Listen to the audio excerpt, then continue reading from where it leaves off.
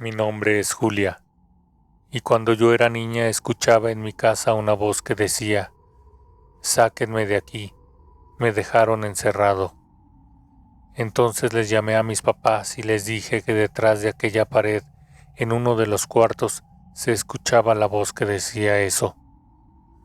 Yo no estaba asustada mientras les contaba lo que me estaba pasando, así que no me hacían mucho caso. Pero tal era mi insistencia, o mejor dicho, tal era la insistencia de aquello lo que sea que fuera que me hablaba desde aquel lugar, que mis papás empezaron a dudar. Para ponerlos un poco en contexto, la casa en la que vivimos en realidad es de mis abuelos, y es una de esas propiedades que tiene muy pocos metros de frente, pero que por el contrario mide mucho de largo. Para que se den una idea, el terreno tiene como 50 metros de fondo y cuenta con 3 patios que separan los cuartos, o mejor dicho, las casas, porque aquí vivimos varias familias, la mía, la de mis abuelos y la de otro de mis tíos al que mi abuelo le cedió a su vez un pedazo de terreno. La casa tiene un largo pasillo en un costado, con barda de adobe, de ese tabique que se desmorona con el paso del tiempo y con la humedad. Y del otro lado se encuentra toda la zona que está construida. Mi familia vive en la construcción de en medio. Al frente viven mis abuelos y al fondo vive otro de mis tíos. Mi abuelo se llamaba Fermín. Él había heredado ese terreno junto con su hermano Carlos, así que decidieron dividirlo por mitad y cada quien construyó su parte correspondiente. Mi tío abuelo nunca se casó y falleció antes de que yo naciera.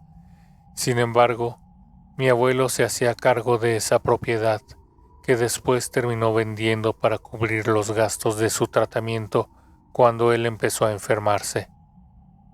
Ante la duda de mis papás de si lo que les contaba yo fuera cierto o no, aún un tanto inseguros se acercaron con mi abuelo a preguntarle si sabía algo de lo que yo estaba hablando. «Oiga, papá, fíjese que la niña está escuchando una voz que proviene del cuarto. Según nos dice, se escucha por atrás del ropero. Dice que la voz le pide ayuda porque lo dejaron encerrado o algo así. Y le pide que lo saquemos de ahí. Al principio pensamos que se lo había imaginado, nada más que ya se nos empezó a hacer raro porque sigue insistiendo y por si las dudas quisimos venir a preguntar porque ya van varias veces que esto ocurre y quiera que no, ya nos está empezando a dar miedo. ¿Usted sabe si aquí espantan?». Mi abuelo, un poco incrédulo de lo que estaban diciendo mis papás, les pidió que se dirigieran al cuarto donde se escuchaba eso. Caminaron hacia nuestra casa. Volteó a verme y me dijo: «A ver, niña, ¿de dónde se escucha esa voz que le dices a tus papás?». Yo le señalé atrás del ropero y mi abuelo suspiró fuertemente mientras se rascaba la cabeza. Se quedó un rato pensando para después decir: «Sí, me imaginé que iba a ser por aquí».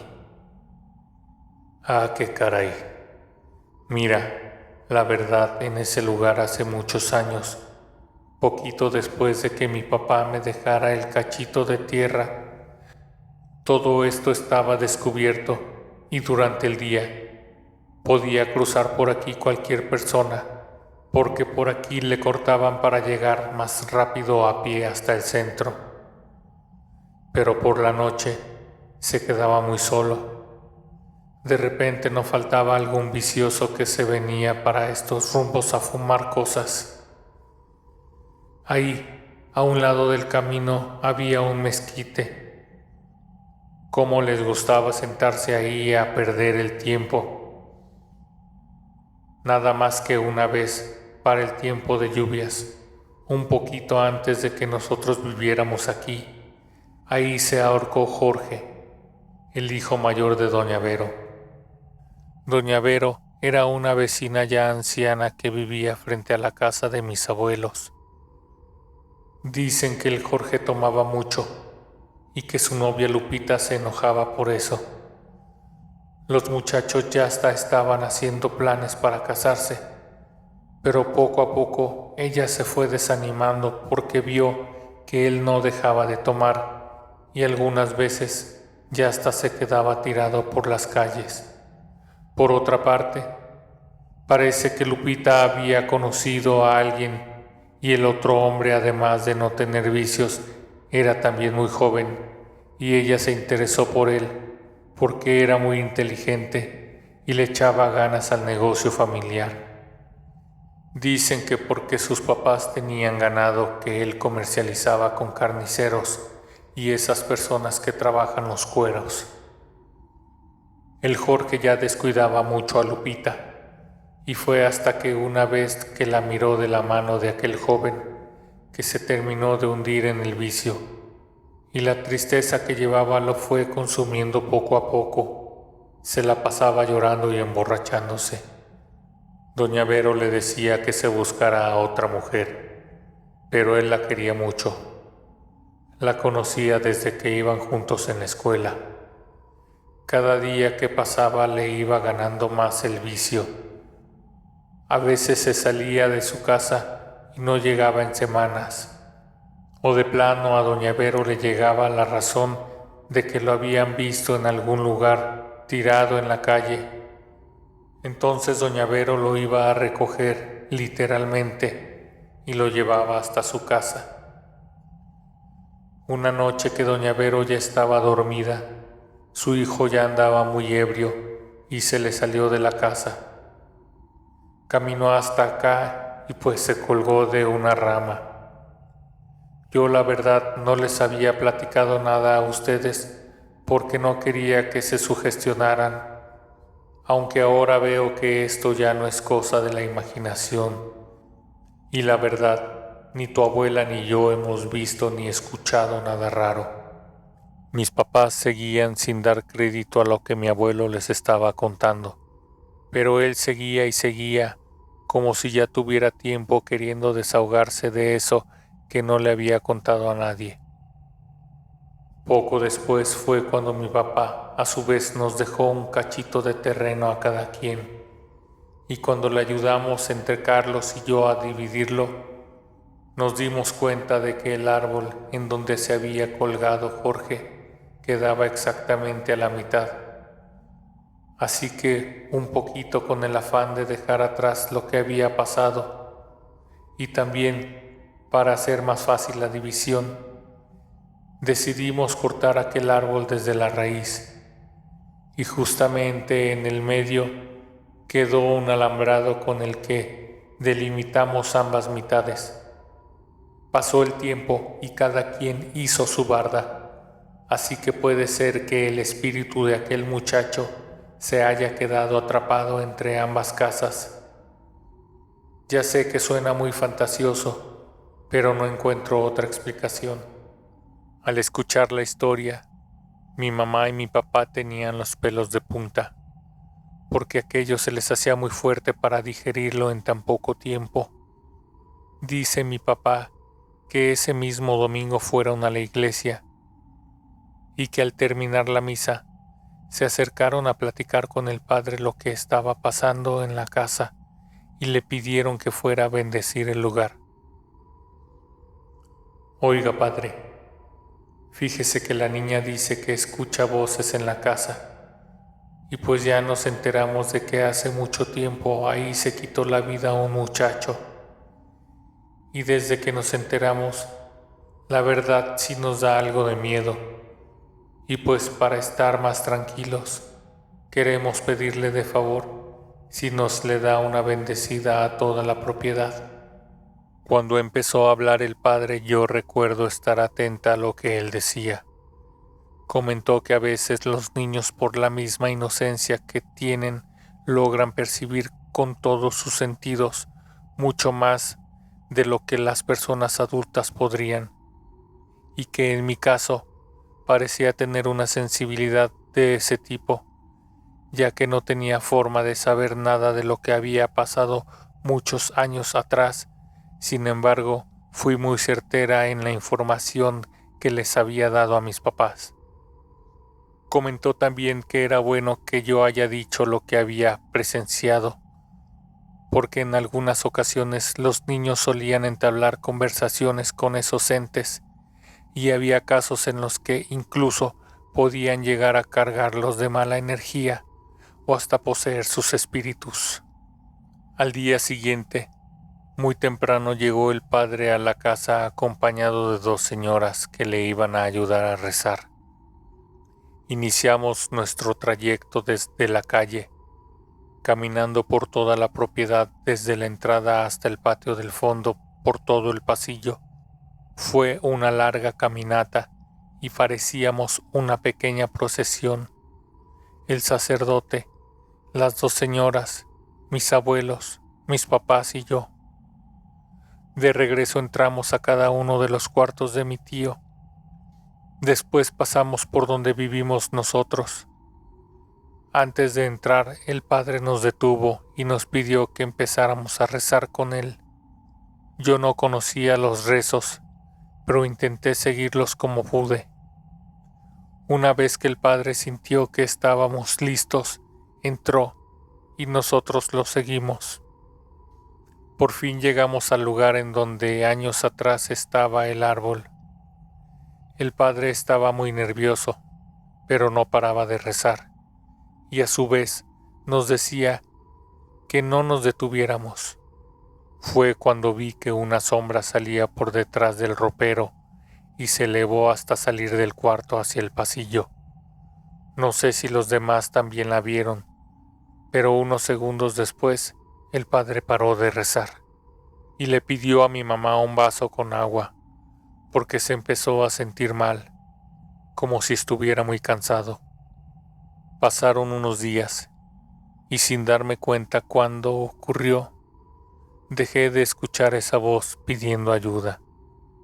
Sin embargo, como si se tratara de una puerta que permanecía abierta y por la que podía entrar y salir cuanta fuerza extraña quisiera, de vez en cuando veía cosas que mis papás no podían ver. Cosas que así como llegaban se iban. Por ejemplo, a mí me gustaba mucho ir al patio del fondo, porque ahí mi tío tenía algunas aves. Yo siempre quería estar ahí jugando con ellas. Sin embargo, en ocasiones veía la figura de una persona sentada recargada junto al alambrado de las jaulas. Era un hombre que permanecía en silencio. Estaba siempre de lado. Tenía un sombrero negro y una especie de gabán. La verdad me daba un poco de miedo acercarme. Y cuando veía que él estaba ahí, mejor regresaba a la casa. Pero era más común verlo por ahí del atardecer. No totalmente oscuro, pero sí entre las 5 y 7 de la tarde. En una ocasión que llegué a jugar ya casi oscureciendo, me asusté mucho porque vi como uno de los pollos que tenía mi tío estaba colgando sin cabeza, mientras se seguía moviendo y aventaba chorros de sangre. Entonces grité muy fuerte y corrí hacia la casa. Sin embargo, cuando le dije a mi papá y él fue a ver, ya no había ningún animal muerto. Todo estaba como si no hubiera ocurrido nada.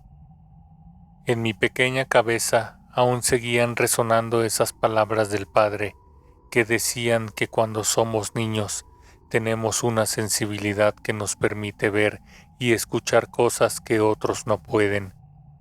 Y es cierto, porque aproximadamente un año más tarde empecé a ver algo más, pero esto, poco a poco, me fue dando miedo a diferencia de lo que me había pasado la primera vez. Mi abuelo se fue enfermando. Decía que le dolía mucho la espalda. Prefería pasársela acostado boca abajo para calmar un poco su dolor. Lo llevaron con un doctor que recetaba hierbas porque decían que era muy bueno y que ya había curado a varias personas. A ver, don Fermín, ¿qué es eso que lo trae por acá?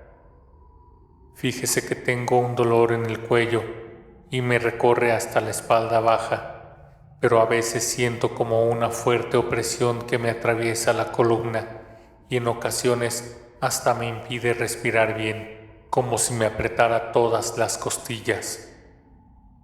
Yo sé que ya tengo cierta edad en la que llegan estos achaques, pero tal vez con alguna medicina que me dé usted pueda sentirme un poco mejor, ya aunque sea para dormir a gusto, porque cuando estoy dormido a veces hasta me despierta una punzada en la mera espalda baja.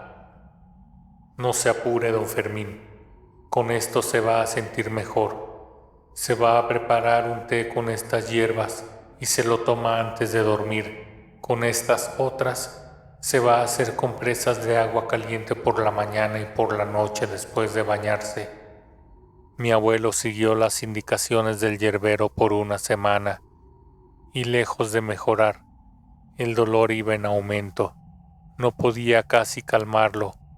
Sentía que sus pulmones no alcanzaban a agarrar aire. Así que decidieron llevarlo a un hospital que quedaba muy lejos de donde nosotros vivimos, para que ahí pudieran hacerle estudios profesionales. Mientras mi papá acompañaba a mi abuelo a la clínica para que lo revisara un especialista, yo me quedaba en casa con mi mamá. Fueron semanas de citas y más citas médicas en ese lugar.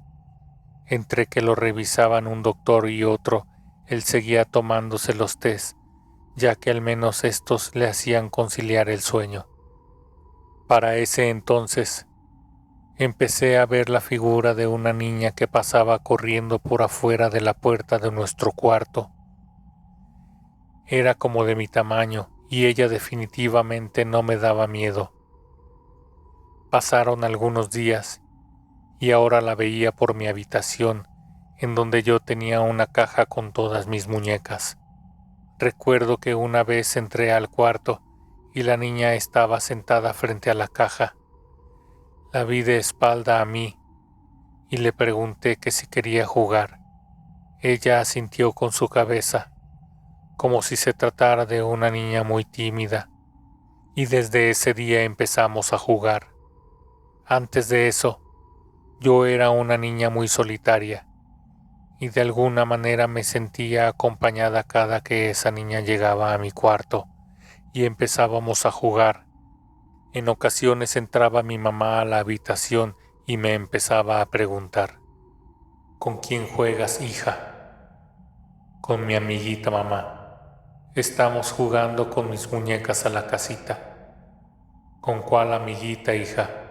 Yo no miro a nadie. Sí, aquí está, mira. Le gusta venir a jugar conmigo porque su mamá la dejó solita hace mucho tiempo y no ha regresado. ¿Así? ¿Cómo se llama tu amiguita? Se llama María. Oye, hija, ¿y a dónde fue su mamá? Dice que no sabe, que por eso sale a veces a buscarla, pero que nunca ha podido encontrarla. Siempre que mi mamá me preguntaba que con quién jugaba, mi amiguita parecía avergonzarse. Era como si fuera una niña muy penosa. Yo podía sentir cómo en verdad se incomodaba y entonces dejaba de ir a mi casa, o mejor dicho, dejaba de aparecerse. Mientras más pasaba el tiempo, yo cada vez veía más gente que otras personas no podían ver. Hay algo que fue de lo que más causó un impacto en mi vida. Fue muy fuerte y trágico, y ocurrió cuando yo iba en la escuela primaria. Ya estando ahí, recuerdo que me daba mucho miedo estar en lugares solitarios. Sin embargo, si algo me daba mucho miedo, era ir a los baños porque para llegar a ellos tenía que pasar por una jardinera muy larga.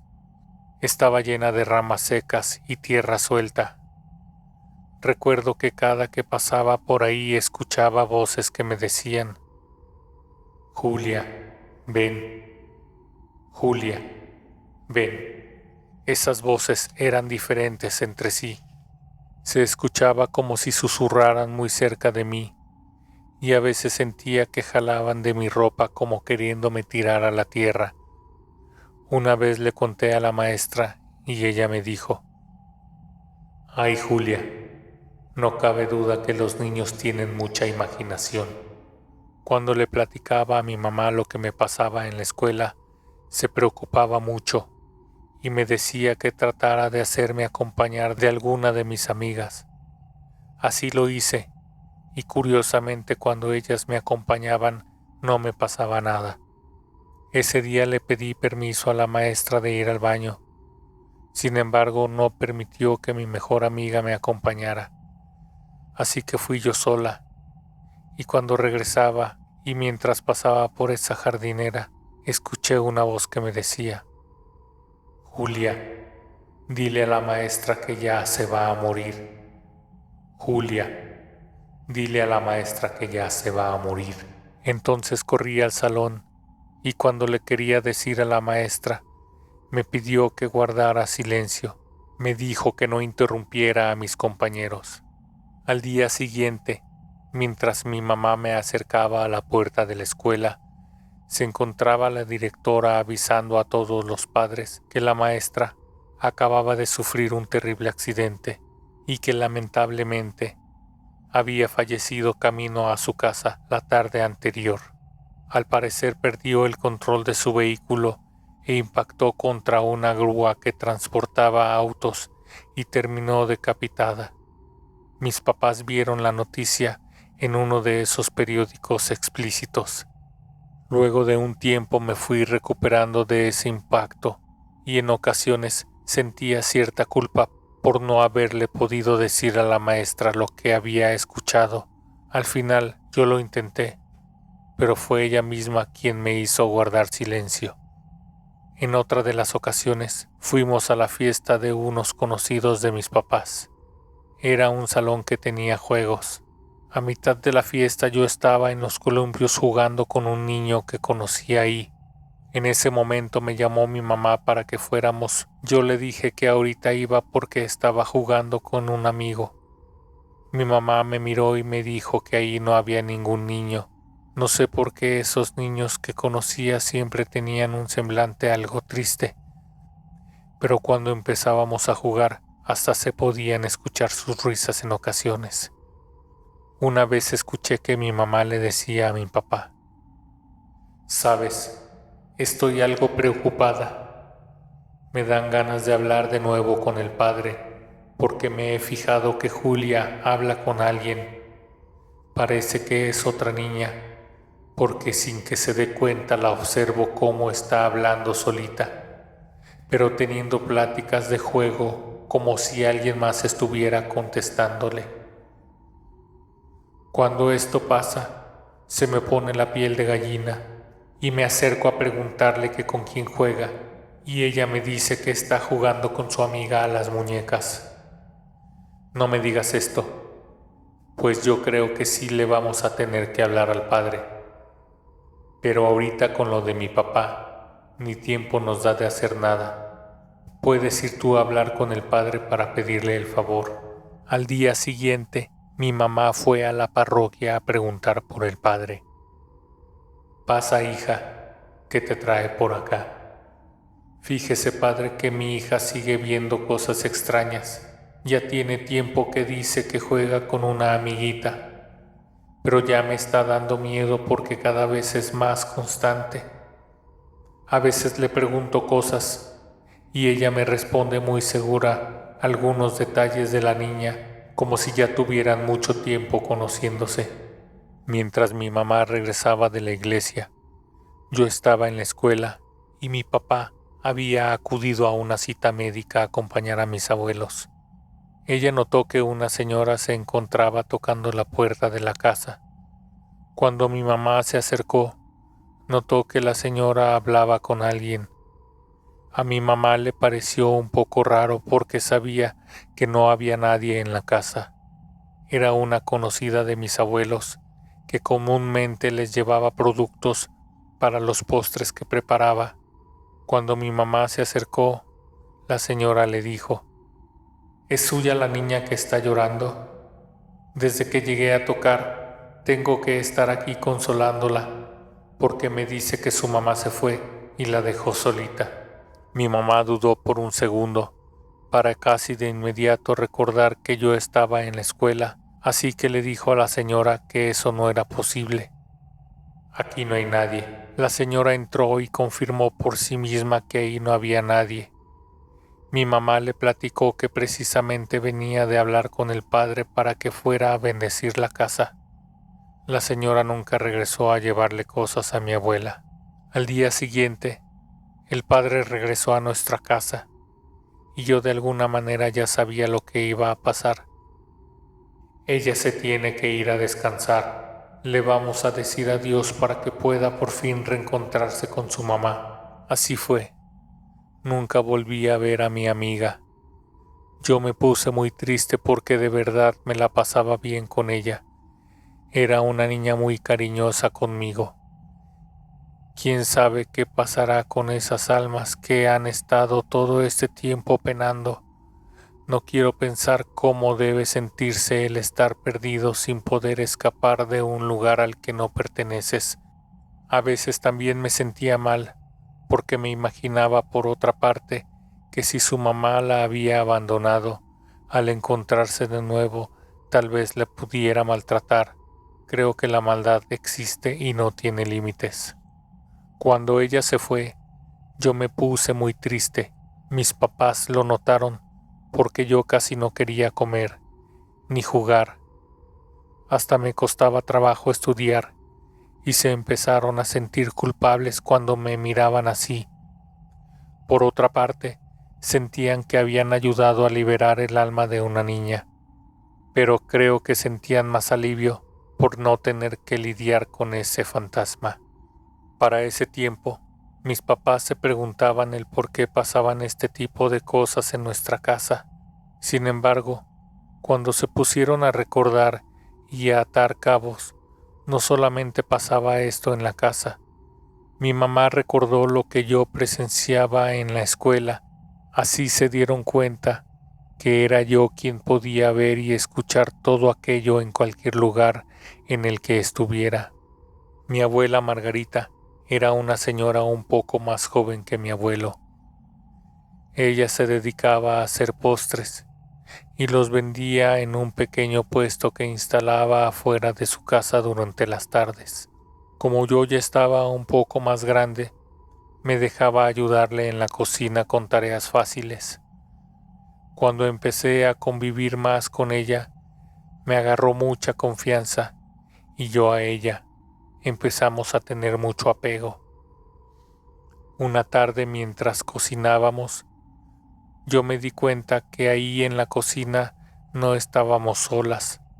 Había una presencia que, a diferencia de lo que yo había visto anteriormente, no tenía rostro. Era más como una sombra, oscura. Entonces mi abuela me dijo: también puedes verlo, ¿verdad? Con el tiempo vas a aprender a ignorarlos, si no nunca te van a dejar en paz. Y si lo permites, te pueden hasta hacer daño. Tú me dices si quieres dejar de verlos. Yo te puedo ayudar a cerrar ese ojito que tenemos abierto, pero ahorita no se puede. Todavía estás muy chiquita. Así es. Ese día mi abuela me confesó algo que nadie sabía. Ella sabía que por las cosas que a mí me pasaban tenía ya a mi corta edad cierta madurez y que podía hablar conmigo abiertamente de esos temas un tanto oscuros. Desde que llegamos a vivir aquí me di cuenta que este lugar tiene una energía que permite que ocurran cosas extrañas. Esa energía no solamente permite que transiten espíritus por aquí, sino que también es una especie de imán para que aquí ocurran desgracias. Mi abuela no me lo dijo directamente, pero con sus comentarios más tarde comprendí que ella me dio a entender que no es casualidad que aquí haya venido Jorge, el hijo de Doña Vero, a colgarse de ese árbol, sino que una fuerza lo atrajo hasta aquí para que él decidiera acabar con su vida. Las palabras de mi abuela me hacían darme cuenta de que yo era un poco especial y que no debía tener miedo de tener esas habilidades. Solo era cuestión de aprender a vivir con ellas y de saber manejar mis emociones para no dejar que me afectaran cada que presenciaba algo. Yo sentía que en el fondo a ella le daba un gusto saber que yo fuera igual que ella, en ese aspecto claro, porque se sentía acompañada. Para ese entonces, mi abuelo ya estaba más enfermo. Tenía muchos malestares en su espalda. Entre medicinas y hierbas, ya casi no se levantaba de la cama. Una ocasión mi abuela me pidió que fuera a buscar a mi abuelo, porque ya era hora de servir la comida. Entonces yo entré a su habitación y ahí estaba mi abuelo acostado, pero vi algo que me impresionó mucho. Él estaba dormido y una mujer con pelo largo y vestido blanco, pero muy sucio, como cubierto de tierra, estaba sentada encima de mi abuelo. Ella volteó a verme y mientras volteaba, entre sus cabellos que cubrían su cara, se miraban dos enormes huecos, en donde deberían de estar sus ojos. Entonces, ese ente se paró encima de mi abuelo y empezó a saltar. Le grité de inmediato que lo dejara, y esa mujer se pulverizó en el aire como si fuera una mezcla de tierra y humo negro que se fue desvaneciendo rápidamente. Mi abuela entró a la habitación y le platiqué lo que había visto. Entonces, ella intentó despertar a mi abuelo, pero estaba muy sedado con tantas medicinas. Cuando pudimos despertarlo, mi abuela ya había ido por unas ramas de un árbol. Traía 2 huevos de gallina y un vaso con agua. Me dio un rosario. Te voy a enseñar a que cures a la gente. Tu abuelito traía algo que le echaron. No sé por qué no lo vi antes. Por eso le duele tanto la espalda. Empezamos a rezar y mi abuela le decía a mi abuelo: Fermín, agárrate de tu espíritu. Fermín, agárrate de tu espíritu. Yo seguía rezando durante un buen rato, mientras mi abuela le pasaba un huevo por todo el cuerpo y luego le daba golpes fuertes con las ramitas que había traído. Esto lo hicimos varios días a escondidas de mis papás. Mi abuela me decía que si ellos se daban cuenta, se iban a enojar con ella por andar enseñándome esas cosas. Desde ese entonces, mi abuela me ha transmitido muchos conocimientos para poder manejar esas energías. Con el tiempo me he dado cuenta que hay muchas personas que tienen el don de ver más allá, pero a la mayoría de la gente le da miedo. A mí no. Yo decidí, por el contrario, saber más, conocer más, y he practicado mucho, eso a lo que algunos le llaman magia blanca. Me dice mi abuela que si sigo así, voy a convertirme en una buena curandera. Este relato está basado en hechos reales. Si te gustó, suscríbete a mi canal, activa la campanita y compártelo.